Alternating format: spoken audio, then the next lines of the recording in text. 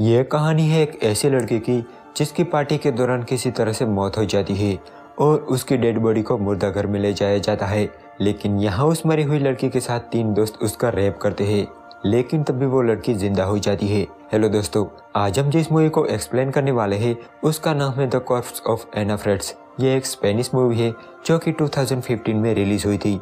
Movie start होती है और हमें पता चलता है कि एना नाम की एक लड़की जो कि एक एक्ट्रेस थी, उसकी पार्टी के दौरान किसी तरह से मौत हो जाती है और उसकी डेड बॉडी को मॉर्ग यानी कि मुर्दाघर में ले जाया जाता है।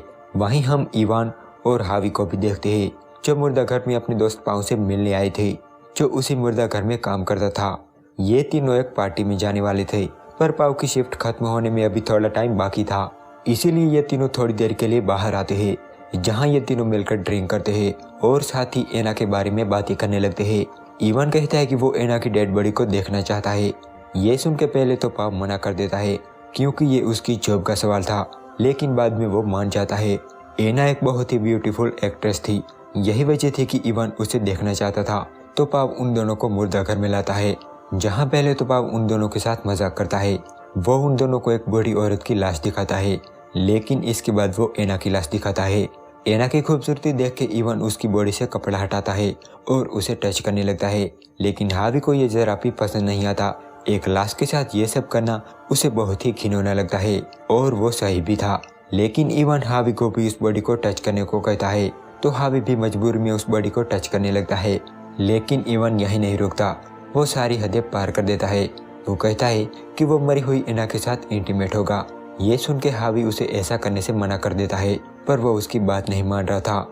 इवान ये सब इसीलिए कर रहा था क्योंकि एना एक एक्ट्रेस थी, फिर उसे फर्क नहीं पड़ता वो जिंदा है या मरी हुई। पाव भी उसकी साइड लेता है। वो कहता है कि एक बार उसने भी एक मरी हुई लड़की के साथ ऐसा किया था, मतलब कि पाव भी एना के साथ ऐसा करना चाहता था। इन तीनों में हावी ही एक ऐसा था जिसे ये सब गलत लग रहा था, पर उसकी कोई सुनता नहीं। इसके बाद ये तीनों ड्रग्स लेते हैं और हावी और पाव दूसरे रूम में चले जाते हैं और इवान मरी हुई एना के साथ अपनी हवस पूरी कर रहा था। उसका काम हो जाने के बाद पहुंच जाता है और वो भी अपनी हवस पूरी कर रहा होता है। कुछ देर बाद एक बहुत ही डरावना मोमेंट आता है जहां एना अपनी आंखें खोलती है, लेकिन इस बात का पाव को जरा भी अंदाजा नहीं था। एना जब होश में आती है तब वो देखती है कि उसका रेप हो रहा है, पर वो कुछ भी कर नहीं सकती थी। उसकी बॉडी अभी भी पूरी तरह से काम नहीं कर रही थी। जब पाव को पता चलता है कि एना जिंदा है तब उसकी चीख निकल जाती है और वो बहुत डर जाता है। उसकी आवाज़ सुनकर इवान और हावी उसके पास आते हैं, जहाँ पाव उन्हें बताता है कि एना जिंदा हो गई है। तो वो लोग उसे देखने के लिए उसके पास आते हैं, लेकिन अब उनकी टेंशन बढ़ती जा रही थी क्योंकि उन्होंने एना का रेप किया था और अगर वो जिंदा रही तो वो पुलिस को सब बता देगी कि मुर्दाघर में उसके साथ क्या क्या हुआ था। इवान कहता है कि मैं इसे मार दूंगा, पर नावी उसकी हेल्प करता है और उसे कपड़े पहनाता है और इवान और पाव से कहता है कि तुम लोग ऐसे कैसे किसी को मार सकते हो। वो कहता है कि तुमने उसका रेप किया है तो भुगतना भी पड़ेगा। इस बात पर हावी और इवान लड़ने लगते हैं और इवान गुस्से में हावी को बहुत पीटता है। ये देख के पाव उन्हें रोकता है। तब इवान को पता चलता है कि गुस्से में उसने हावी का सर ही फोड़ दिया था और उसके सर से बहुत खून बह रहा था। अब वो दोनों उसे ट्रीटमेंट के लिए भी बाहर नहीं ले जा सकते थे क्योंकि पिछली बार जब पाव का कलीग डेड बॉडी रखने अंदर आया था तब उसने दरवाजा बाहर से लॉक कर दिया था। अब ये तीनों दोस्त यहाँ फंस चुके थे, जिसमें हावी की हालत बहुत खराब थी। दूसरी तरफ एना उन लोगों को देख रही थी। जो लड़का उसकी हेल्प कर रहा था, इवान ने उसको भी मरने तक छोड़ दिया। एना जिंदा तो थी, पर वो सिर्फ देख और सुन सकती थी, वो अपनी बॉडी को नहीं हिला सकती थी। अब वो दोनों एना और हावी को दूसरे रूम में ले जाते हैं। पाव हावी का खून साफ करता है और इसके बाद वो अपने कपड़े बदल लेता है।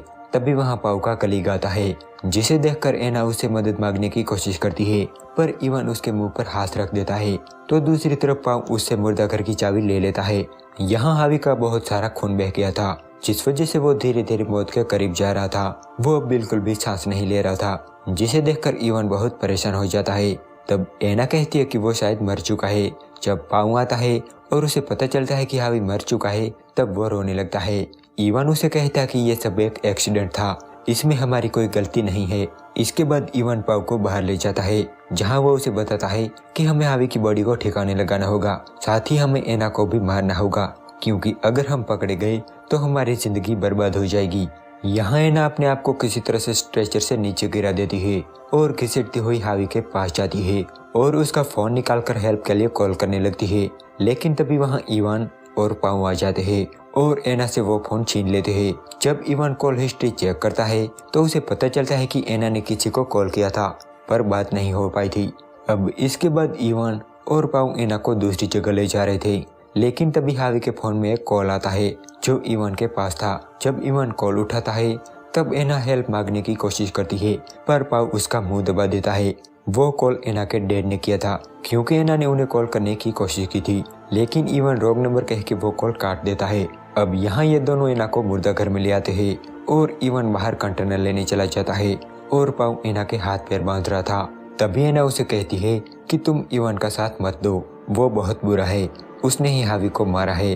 पाऊ कहता है कि वो एक हादसा था। तब एना कहती है कि नहीं, जब तुम अपने कॉलेज के साथ बाहर गए थे तब इवान ने हावी का गला घोटकर उसे मार दिया था। इस बात पर पाऊ सोचने लगता है पर अगले ही पल वो एना की मुंह पर टेप लगा देता है और उस रूम में जाकर हावी के खून को साफ करने लगता है। यहाँ एना अकेली थी तो वो उस बात का फायदा उठाती है। वो घिसटती हुई मुर्दा घर से बाहर निकल जाती है।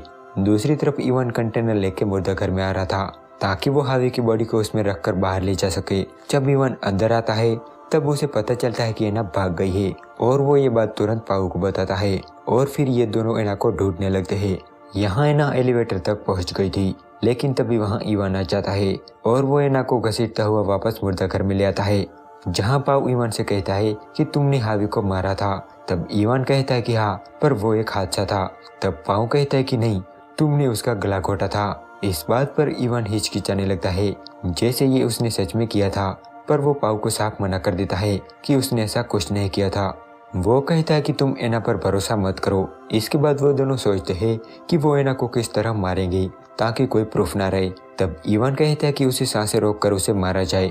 तो पाऊ एक कपड़ा लाता है, लेकिन इवान वो कपड़ा वापस पाऊ को दे देता है और कहता है कि तुम ही एना को मारोगे। लेकिन पाऊ इवान को साफ मना कर देता है।